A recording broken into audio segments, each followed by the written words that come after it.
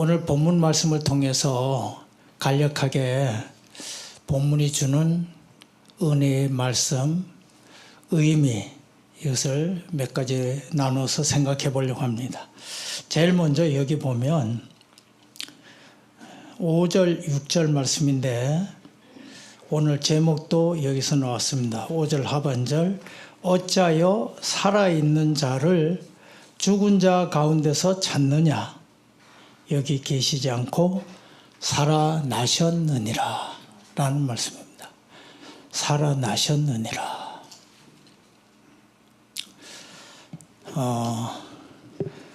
봄이 되니까 죽은 줄 알았던 게 모두 다 살아납니다.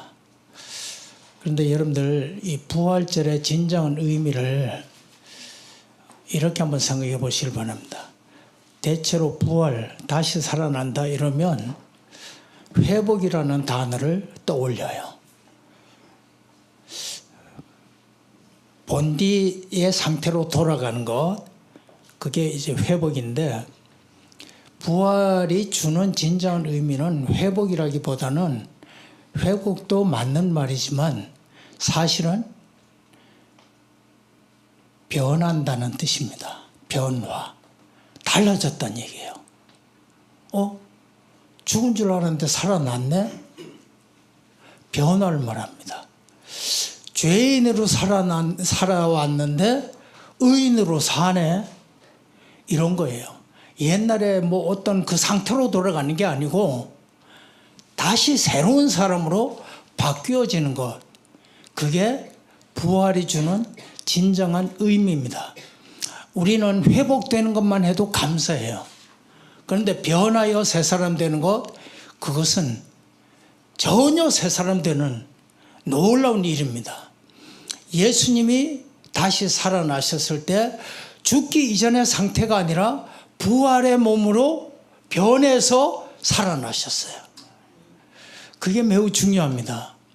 근데 우리가 병상에 있을 때 건강을 회복하는 것 얼마나 감사한지 몰라요. 그런데 여전히 죄 가운데 있고 여전히 멸망 가운데 살 수밖에 없는 사람이 어떻게 의사의 진료와 함께 그 영혼까지도 바뀌어서 전혀 다른 사람으로 나타나서 과거와는 달리, 다시 말하자면, 쉽게 말하면 병 걸릴 것 같은 잘못된 일을 저지르면서 살아오던 그런 모든 삶의 모습이 전혀 다른 사람으로 육신도 건강할 뿐만 아니라 그 영혼까지 생각하는 것, 가치관, 모든 것이 인생이 새 사람 되어버린 거예요. 이게 말하자면 부활입니다. 이게 상징적으로 나타나는 게 뭐냐면 세례와 중생이에요. 거듭남. 세례 보십시오. 세례 받을 때 물속에 집어넣습니다. 본디는 침례죠. 이제 약식으로 하니까 세례식을 약식으로 하는 건데, 우리의 물을 여기다가 이렇게 뿌린다든지 물속에 들어가는 그 순간 나의 옛사람은 죽는 거예요. 그걸 보여주는 겁니다. 그리고 물에서 다시 나옵니다. 이제는 옛사람이 없어졌어요. 새 사람 된 거예요. 이게 세례식이에요. 그런데 세례식은 크리스찬이라고 하는, 기독교도가 됐다고 하는 멤버십의 표식입니다. 사인이에요. 이 사람은 이제 기독교인이 됐다. 이 교도에서 기독교인이 됐다라고 하는 사인이에요. 그런데 중생은 뭡니까? 세례를 받았지만 여전히 죄 가운데 살 수 있고 그리스도의 영이 나를 지배하지 아니하고 내가 내 마음대로 사는 것, 내가 내 마음대로 사는 것을 옛날 사람들은 어려운 한자말 써서 자행한다, 자행자지. 내 마음대로 내가 아는 대로 사는 거예요. 그런데 성령을 통하여 내가 거듭나면 예수님을 진정으로 나의 주님으로 모시고 새 인생을 사는 겁니다. 보라, 새 사람이 되었도다. 이게 우리 부활이 우리에게 가져다 주는 진짜한 의미입니다. 그러니까 두 가지 측면에서 내가 겉으로 봤을 때도 기독교인이 됐지만 내면으로도 주님의 영이 나를 지배하는 전혀 새로운 사람으로 바뀌어지는 겁니다. 그래서 크리스찬은 두 종류가 있어요.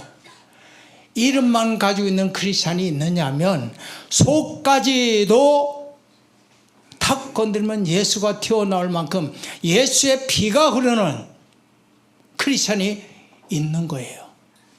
제자들을 보십시오. 제자들 예수님이 부활하기 이전하고 부활하고 난 이후에 제자들의 모습이 전혀 새로운 사람으로 바뀌어졌죠.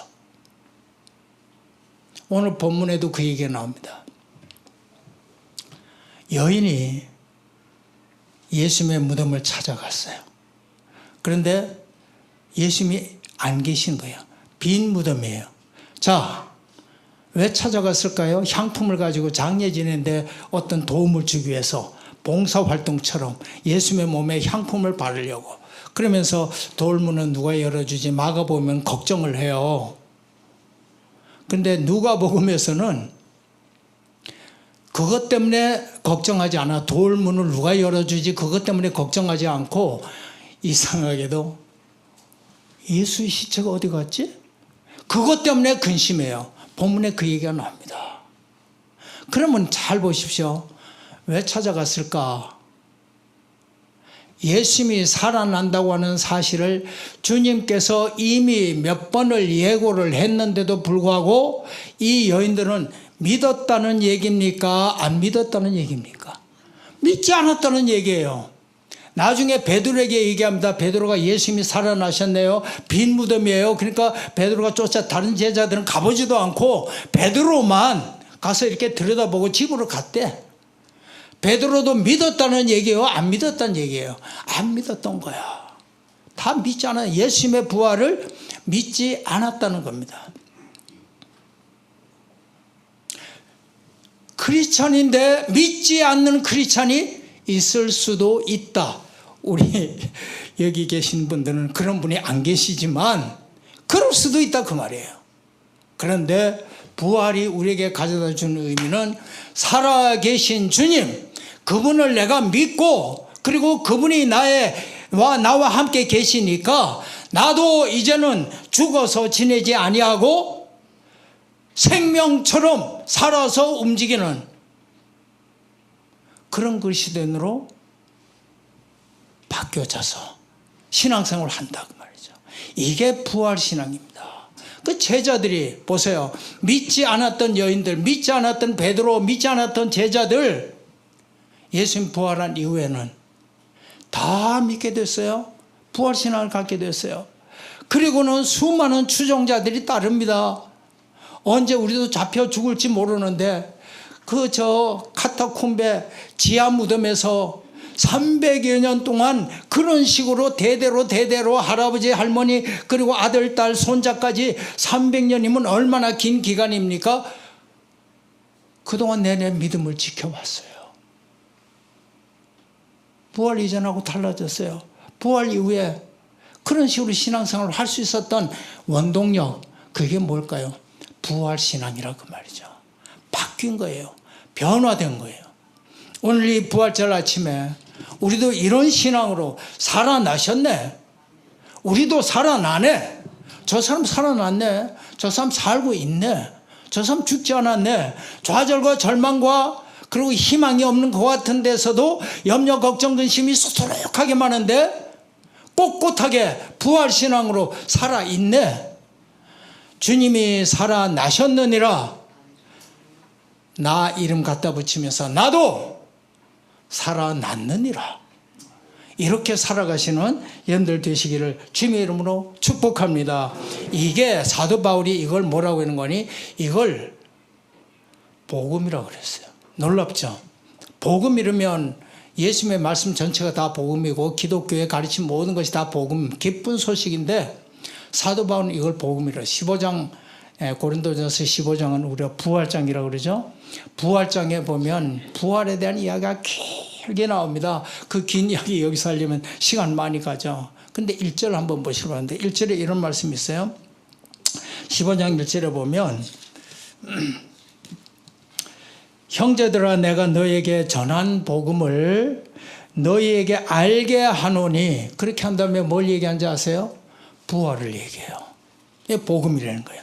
그러면서 3절에 보면 내가 받은 것을 먼저 너에게 전하였노니, 그 내가 받은 것을 너에게 전한 게 뭐예요? 복음을 전했다고 말이에요. 전했는데 이는 성경대로 그리스도께서 우리를 위하여 죽으시고 장사 지낸 바 되셨다가, 죽으시고 장사 지낸 바 되셨다가 성경대로 사흘 만에 다시 살아나사.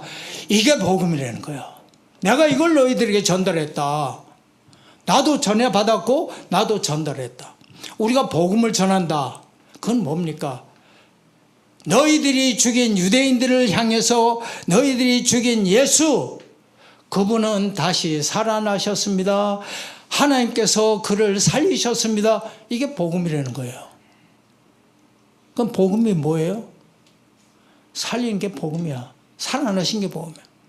우리가 복음을 전하고 제자들이 복음, 사도들이 복음 전하고 많은 선배 그리스도인들이 복음을 전하고, 그런 그 복음을 전한 내용이 그리스도는 살아계시다. 이게 알짜 내용이라는 얘기예요. 그럼 그분을 믿는 우리도 살아나야죠. 성도 여러분들, 우리가 잘 아는 욥은 고난의 대명사입니다. 그죠? 고난의 대명사. 그 고통 속에서. 근데 이분이 이런 얘기를 해요. 욥기 19장 25절. 내가 알기에는 나의 구속자가 살아계시니. 그러니까 그 구약시대 때 내가 알기로는 나의 구속자가 살아계시니, 하나님 살아계시고 신약으로 말하면 주님이 살아계셔서 내 이 고통 속에서도 나 죽지 않는다 이거야. 나 희망 가진다. 한 줄기의 빛을 본다. 한 줄기의 빛을 본다는 것도 담는 의미가 많습니다. 옛날에, 요즘은 옛날 얘기가 없어졌어. 책이 많아가지고. 옛날에 할머니, 할아버지들이 손자들에게 옛날 얘기를 해줘요. 한밤중에 과거 시험 보러 가는 사람이 길을 가다가 길을 놓치고 밤이 됐는데 캄캄해서 어디인지도 모르는데 저 멀리서 반짝반짝 불빛이 비쳐서 이제 살았구나 하면서 그러러 간다. 희망이 생겼잖아. 한 줄기 빛이. 예수님의 생명이 우리들에게 한 줄기 빛이 돼서 우리를 그 길로 인도하시고 우리를 마침내 살게 한단 말이죠. 그 옛날 얘기를 조금 더 첨가합니다. 가면은 거기서 그 집에서 맛있는 밥을 줘요. 그럼 먹고 또 잠까지 재워줘. 살아났지. 그럼 그 다음날 과거 시험 보러 다시 가는 거예요. 살아나신 주님께서 여러분들의 인생에 한 줄기 빛이 되시고 여러분들에게 필요한 것을 공급하시고 여러분들과 동행하셔서 마침내 여러분들을 생명으로 이끌게 될 줄로 믿습니다. 그런데 누가 생명 있게 살아갈까? 과연 내 이 절망과 좌절 속에서 이 모든 것을 극복하고 살아날 수 있을까? 그 다음 말씀입니다. 이 본문 말씀을 보면 천사가 근심하고 있는 여인에게 나타나가지고 예전에 주님께서 하시던 말씀을 기억하라 그래요. 기억하라. 그러니까 이 여인들이 기억하고 그랬어요. 기억하라 하니까 생각을 해봤어요. 기억을 해봤어요. 기억이 나는 거예요. 뭘 기억하라는 거예요? 다시 살아날 것을 예고한 것을 기억하라는 거예요. 쉽게 얘기합시다. 부활만 기억하는 게 아니라 우리가 실제로 살아간 동안에 예수님의 약속의 말씀을 한번 기억 좀 해봐라. 그러면 우리가 절망에 빠졌어요. 좌절에 빠졌어요. 죽을 지경에 빠졌어요. 나 이대로 못 살 것 같아. 그런 상황에 있어요. 눈물, 비극, 힘든 어려운 일들, 숱한 고생들, 그걸 보면서 뭘 생각해내요? 주님이 나에게 약속하신 말씀을 기억해. 내가 너희와 항상 함께 있으리라. 물 가운데 갈지라도 불 가운데 갈지라도 내가 너를 도와주리라. 참으로 오른손으로 내가 너를 붙잡고 도와주리라. 뭐 그 외 말씀들을 무수하게 많죠. 수고하고 무거운 짐진 자들아 다 내게로 오라. 내가 너희를 편히 쉬게 하리라. 뭐 얼마나 그런 말씀들이 많겠어요. 사랑하는 성도 여러분들, 이 여인들이 기억을 해냈더니 두려움이 사라진 거예요. 이제는 믿음의 사람으로 바뀐 거예요. 그래서 그 다음에 이제 행동으로 옮겨요. 그 행동으로 옮기는 건 조금 이따 말씀드립니다. 여기 본문 말씀 6절에 여기 계시지 않고 살아나셨느니라. 갈릴리에 계실 때에 누가복음 이 부활에 관한 이 24장 이 앞에 훨씬 앞에 뭐 9장이라든지 18장 이쯤 가면 이 말씀이 나옵니다. 여기 살아나셨느니라. 갈릴리에 계실 때 너에게 어떻게 말씀하셨는지를 기억하라. 이르시기를 인자가 죄인의 손에 넘겨져 십자가에 못 박히고 제3일에 다시 살아나야 하리라. 이 말씀을 하셨는데 이것을 기억하라 하니까 8절에 그들이 예수의 말씀을 기억하고 사랑하는 성도 여러분들, 우리 교회 다닙니다. 주님의 말씀을 듣습니다. 말씀 듣는 사람들이 그리스도인입니다. 주님이 무수한 말씀을 많이 하셨습니다. 다 외우고 계세요? 그렇지는 않을 거예요. 그러나 우리들이 기억하는 말씀들이 있을 겁니다. 그 말씀이 여러분들의 삶 속에서 실제적으로 힘이 될 수 있기를, 생명이 될 수 있기를, 부활이 될 수 있기를 주님의 이름으로 축복합니다. 말씀 가볍게 보지 마세요. 이것을 마음속에 깊이 새기시고, 주님이 이런 말씀 하셨구나. 근데 내가 왜 이렇게 살지? 뒤집어서 다시 힘을 내고 살자고 말이에요. 그래서 주님의 말씀을 기억하고 나니까 이제는 믿음의 여인이 됐어요. 근심했던 근심이 사라졌어요. 염려, 걱정, 근심이 사라졌어요. 여러분들에게 주어지는 그런 것들이 사라질 수 있게 하는 게 말씀이에요. 그렇게 됐더니 사람이 바뀌어졌잖아요. 이제는 믿는 사람이 돼가지고 말씀을 기억하고 힘을 내서 그 다음 한 일이 뭐냐. 그 다음 봅니다. 8절 말씀, 무덤에서 돌아가 이 모든 것을 11사도와 다른 모든 이에게 알리니 10절에 여기 보면 찾아갔던 여인들이 나옵니다. 이 이름이 나와요. 근데 여인들이 상당히 많이 갔어요. 미리 다 같이 가자 그랬나 봐. 이 여자들은 막달라 마리아, 요한나, 야고보의 모친 마리아와 또 그들과 함께한 다른 여자들도 다 함께 어떻게 했어요? 이것을 사도들에게 알리니라. 잘 한번 생각해 보십시오. 사도들이 이걸 먼저 알고 사도들이 반대로 거꾸로 여인들에게 알리고 다른 사람에게 알려야 순서가 아닐까요? 그랬으면 얼마나 좋을까? 사도들은 뭐하고 있었던 거야? 믿지 못하고. 여인들은 어쨌든 믿든 안 믿든 그 일을 했어요. 다시 말하면 현장에 있는 사람이 믿음이 생기는 겁니다. 사도든 사도가 아니든 현장에 있는 사람이 예배당에 나오세요. 현장에 있어야 돼요. 성찬 예식 이 자리에 내가 있는 겁니다. 기도의 자리에 내가 있는 겁니다. 성도들의 모임의 자리에 내가 있는 겁니다. 주님의 있는 곳에 내가 함께 있는 겁니다. 우리들이 있어야 할 장소는 오만한 자, 죄 있는 자, 쑥덕쑥덕 하면서 모함하는 자리, 시편 1편 말씀 그런 자리에 있는 것이 아니라 그리스도의 말씀의 자리, 거기에 우리가 있는 겁니다. 그 사람이 믿음이 생기고 믿음은 들으면서 나느니라. 듣고 그 다음 뭐합니까? 나가서 알리는 거죠. 이게 쉽게 말하면 전도예요. 전도. 근데 저는 여기다 살을 좀 붙이고 싶어요. 생명운동에 동참해서 부활신앙을 가지고 있는 우리는 나도 살고 다른 사람도 살리자. 이걸 좀 했으면 좋겠어요. 나도 살고 다른 사람도 살고. 1차적으로 내가 살아야지. 뭘로? 부활신앙으로. 2차적으로는 뭐예요? 다른 사람도 살리는 거예요. 이게 우리 흔히 말하는 선교라고 말해요. 오늘 신기하게도 우리나라에 선교가 들어온 지 140년, 꼭 만 140년이 되는 부활절입니다. 1885년 4월 5일 제물포항에 아펜젤러 언더우드 선교사가 발을 딛고 우리나라를 위해서 기도를 했어요. 이 어둠의 세력을 물리치고 자유와 주님의 은혜가 넘치게 해달라고 그 기도를 했어요. 그 기도가 이루어졌어요. 그런데 그 이후에 우리나라에 수많은 선교사들이 들어왔는데 제가 이 시간에 한 사람을 소개하고 마치려고 합니다. 뭐 선교사 얘기를 하면 한없이 많죠. 수백 명이니까 얼마나 많겠어요. 그 중에 놀랍게도 뛰어난 분. 우리 교회에서 제가 목회할 때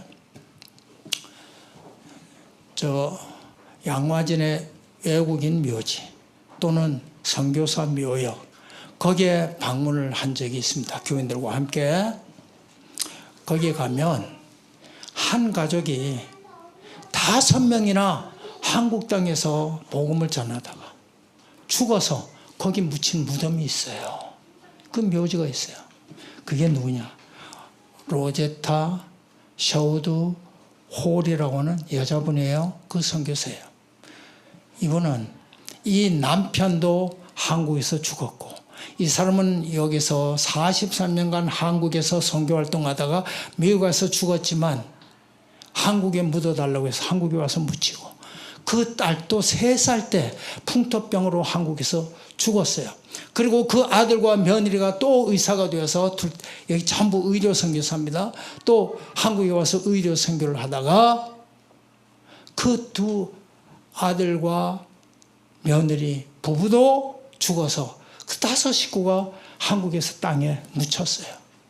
근데 이것보다 더 중요한 거는 이분들이 그냥 헛되이 놀다가 죽은 게 아니라 한번 들어보시길 바랍니다.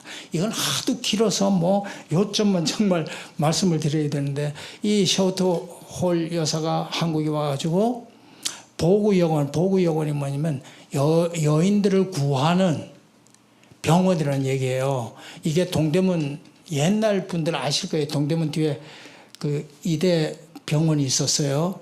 그 전신입니다. 그게 나중에 이대 목동병원이 지금은 저 강서에 있는 그 병원으로 발전한 거예요. 거기서 일을 했고 또 그 남편 되는 분은 평양에 가서 일을 하는데 제임스 홀입니다. 이분은 하필 들어와가지고 근데 이 부부가 신기한 거는 이 여인이 먼저 오고 그 이듬해 남편이 와가지고 한국에서 결혼식 했어요. 한국에서 결혼식하고 지냈는데 1984년에 청일전쟁이 딱 일어났어요. 그런데 청일전쟁 격전지가 어디냐면 평양이야.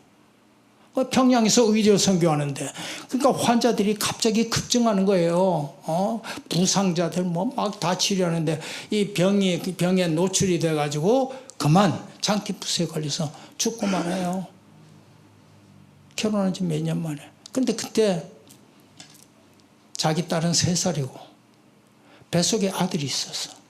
그 장례 지내고 한국에서 장례 지내고 잠시 미국에 가는데 미국 갈 때 점동이라고 그 보구여관에서 일하던 보조원을 데리고 가서 의학 공부를 시켜서 한국에 돌아왔어요. 그 여자가 누군지 아세요? 그 박마리아예요. 놀랍잖아. 의사가 돼서 왔어. 최초의 한국 여의사예요. 그렇게 하고 자기도 3년 만에 다시 돌아와가지고 그 다음에 43년간 한국에서 일을 합니다. 평양에다 기홀병원이라는 걸 세웠어요. 그 다음에 시각장애인을 위해서 평양 여명학교를 세웠어요. 한글 점자법을 최초로 개발해서 맹인들에게 가르쳤어요. 또 동대문 부인병원 거기서 일을 했을 뿐만 아니라 거기다가 조선 여자 의학 강습소를 세웠어요. 왜? 한국은 유교적인 영향이 커서 여인들이 남자 의사들에게 자기를 보이지 않는 거야. 그 병이 나면 어떻게 할 수가 없어요. 방법이 없는 거예요. 그래서 여자 의사를 양성하기 위해서 이 강습소를 세웠어요. 그런데 놀랍게도 이 학교가 나중에 어떻게 발전하는 거 아니 다 생략하고 얘기합니다. 해화동에 옛날 분들 아실 거예요. 우석대학교 있었어요. 그 우석대학병원이 있었고 우석대 의대가 있었어요. 그게 나중에 고대가 된 거예요. 그 고려대학교 병원이 이 여인이 만든 거예요. 시작이. 또 남편 윌리엄 제임스 홀은 광성고등학교, 저 성수동, 마포 성수동에 광성고등학교 있는데 이게 본디 평양에서 세운 겁니다. 그리고 6.25 때 이사를 와서 남한에 온 거예요. 그 광성고등학교 역사는 이루 말할 수가 없습니다. 1894년에서 그러니까 계산해 보십시오. 얼마나 오래된 학교인지. 제 친구가 광성고등학교 출신들이 몇 명이 있습니다. 그 다음에 로제타 선교사 아들과 며느리도 똑같이 한국에 와가지고 의료 선교를 똑같이 해요. 근데 놀라운 거는 여러분들이 다 아는 얘기입니다. 이제부터는 뭐랬느냐, 결핵 퇴치 운동을 해요. 소록도가 나병 환자들이 있잖아요. 그 이전에 결핵 환자들을 수용하는 데 있어요. 이 아들이 이걸 해요. 그러면서 결혼 퇴치 운동에 도움이 되라고 한 게 크리스마스 시일입니다. 크리스마스 시일. 옛날에는 크리스마스 카드, 요즘은 크리스마스 카드 한 장도 못 받아봤어. 나도 안 보내고. 옛날 크리스마스 시일 보낼 때 거기에 제 크리스마스 카드를 보낼 때 시를 이렇게 붙여요. 어렸을 때 학교에서 그걸 사야 돼. 초등학교 때. 그걸 사서 이렇게 붙이는데 이게 우편가? 그렇게도 생각을 했었어요. 그리고 로제타 선교사는 미국에 가서 죽고 난 다음에 유언하기를, 내 남편과 내 딸이 숨져 있는, 묻혀 있는 한국 땅에 날 묻어달라. 그 자기가 와서 묻히고, 그리고 두 아들, 며느리 다 묻혀서 5 식구가 양화진에 묻혀 있어요. 숙제 하나 드립니다. 이 봄철에 나보고 가자 그러면 갈 용의는 있어. 그러나 숙제, 여러분들이 한번 양화진 전철 타고 찾아서 걸어서 외국인 묘지 한번 가보세요. 가서 로제타 홀 선교사 묘지 비문, 그리고 그 묘지를 한번 보시고 참 고마운 분들이구나. 뭐 때문에? 부활신앙 때문에. 다른 사람 살리기 위해서, 조선 땅에 죽어가는 사람들을 살리기 위해서 그 일을 한 거예요. 이 셔우드 홀 아들 선교사가 이런 얘기를 합니다. 내가 이들을 살리려 한 것이 아니라 주님의 생명이 이들을 살게 하셨다. 주님의 생명이 이들을 살게 하셨다. 사랑하는 성도님들, 또 부활 왔다가 또 부활절을 보내는구나 이렇게만 생각하지 마시고, 오늘 본문 말씀 순서대로만 잠깐만 좀 짚어가면 살아나셨느니라. 근데 그게 두려움이 돼서는 되겠어요? 우리의 기쁨이 되고 나의 생명이 되어야 되겠지. 그러기 위해서는 뭐가 필요해요? 주님의 말씀을 기억하라. 기억하였더니 기억했다. 주님의 말씀, 살아계신 주님, 그분을 기억하면서 세 번째로 넘어갑시다. 그 말씀이 나에게 힘이 돼서, 부활하신 주님이 나에게 힘이 돼서 내가 살자고, 죽지 말자고, 살아있는 인생, 생명력인 인생을 살고, 그리고 가급적 다른 사람들을 어떻게 하든지 살리는 일이라면 그건 나도 한번 동참해보자. 우리는 그걸 넓게 선교라고 말해요. 좁게는 전도라고 말해요. 폭넓게 선교에 한번 참여도 하고 말이죠. 그래서 그 은혜보다도 값어치 있는 귀한 금년도 부활절이 될 수 있기를 주님의 이름으로 축원합니다.